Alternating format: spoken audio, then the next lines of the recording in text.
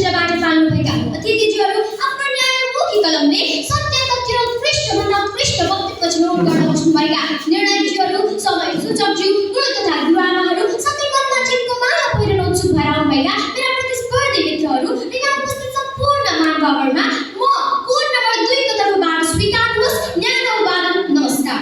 आज रामचन्द्र नगर प्याक्सोनद्वारा आयोजना गरिएको यस वक्तव्य कला प्रतियोगितामा सामाजिक सञ्जाल अवसरले चुनौती भन्ने शीर्षकमा म आफ्ना विचारहरू प्रस्तुत गर्न गइरहेकी छु। सभाध्यक्ष महोदय, सामाजिक सञ्जाल आजको संसारको यस्तो जादुई दर्पण जस्तै बनिन्छ जसले मानिसको अनुहार मात्र होइन उसको स्वरदेखि स्वभावसम्मलाई ज्यादोमा ल्याइदिन्छ।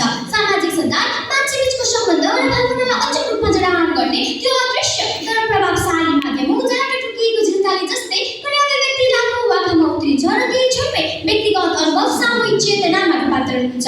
यो केवल सूचनाको यात्रा मार्ग होइन, यो मानव मनोवृत्ति, पहिचान र सामाजिक सवाललाई नयाँ आकार दिने शक्ति कुञ्जी हो जसले अवसरको विस्तृत गगन र चुनौतीका गहिर तर्क दुवै समाहित गरी आधुनिक समयको जीवनशैलीलाई परिभाषित गर्छ।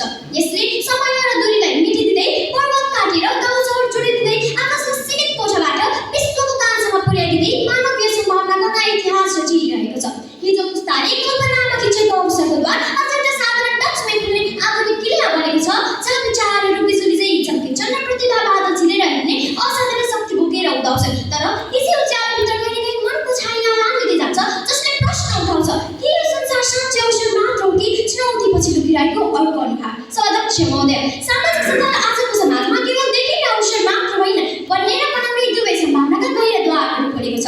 यसले सीमान्तकृत आवाजलाई केन्द्रमा शक्ति सन्तुलनले बदल्ने सामर्थ्य दिएको छ।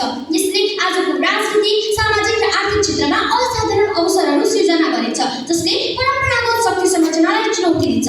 यसको उदाहरणको लागि हामी धेरै टाढा जानै पर्दैन। काठमाडौँका मेयर बनेका बालेन्द्र शाहले आफ्नो युवा र सृजनशील शैली सामाजिक सञ्जाल मार्फत प्रस्तुत गर्दै पारम्परिक चुनौती प्रचारलाई पराजित गर्न एक नयाँ राजनीतिक दृष्टान्त कायम गरे। त्यसै गरी अमेरिकन नागरिक चार्ली र एमिली टिकटक मार्फत विश्वको चर्चित नृत्य क्रिएटर बने। पहिले उनी साधारण विद्यार्थी थिए तर सामाजिक सञ्जालले उनलाई अन्तर्राष्ट्रिय सेलिब्रिटी बनायो। नेपालमा भएका विकराल भाद्र 23 र 24 गतेका आन्दोलन पश्चात डिस्कर्डका माध्यमबाट मत हालेर युवाले सुशीला कायमलाई आन्तरिक सरकारको प्रधानमन्त्री बनाउन सफल भयो। यसरी सामाजिक सञ्जाल केवल सूचना आदान प्रदान मात्र नभएर नेतृत्व र नवप्रवर्तनको अवसर खोल्ने, व्यापार व्यवसायलाई सञ्जालमा प्रवर्तन गर्ने, एउटा सामान्य चिया बेच्ने व्यक्तिलाई रातोरात सफलताको सिडी चलाउने र एउटा सामान्य व्यक्तिलाई असामान्य प्रभाव पार्ने वास्तविक शक्तिशाली अवसरको मञ्च सामाजिक सञ्जाल। सभाध्यक्ष महोदय, सामाजिक सञ्जालको चुनौतीहरू अब केवल समय लिएर फाल्नु गलत सूचना वा ट्रोलिङमा सीमित छैन।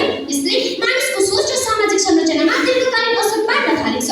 एउटा 2-3 वर्षको बालबालिका अब टिकटक र युट्युबमा रिल्स नहेरी खाना खाँदैन। एउटै गाउँघरमा बस्ने व्यक्तिले एउटा बन्द कोठा बाहेक अरू पहिचान गर्न असमर्थ छन्। यसले बढ्दो शहरीकरणमा सामाजिकीकरण हराउँदै गएको छ।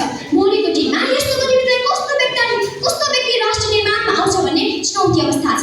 हाम्रो मनको स्वतन्त्रता नै डिजिटल प्लेटफर्मको एल्गोरिदमद्वारा आकारित हुन थालेको छ। हामीले कुन विचार स्वीकार गर्ने र अस्वीकार गर्ने भन्ने निर्णय अब स्वतः होइन तर प्रविधिको छाटामा आधारित हुन थालेको छ। विश्व स्तरमा युवाहरूको भावनात्मक र मानसिक स्वास्थ्यमा डिजिटल अवरोध देखा परेको छ। सामाजिक सञ्जालमा लगातार तुलना र प्रतिस्पर्धाले वास्तविक जीवनमा आत्मविश्वास घटाउँदै व्यक्तिगत सन्तोषको स्तर तल झार्छ। त्यसैले सामाजिक सञ्जालको वास्तविक चुनौती केवल दृश्य र डिजिटल सम्बन्धको स्तरमा छैन, यो हाम्रो चेतना, मूल्य र पहिचानको नयाँ परीक्षण बनिसकेको छ जसको सामना बिना सचेत प्रयोग गर्न सकिँदैन।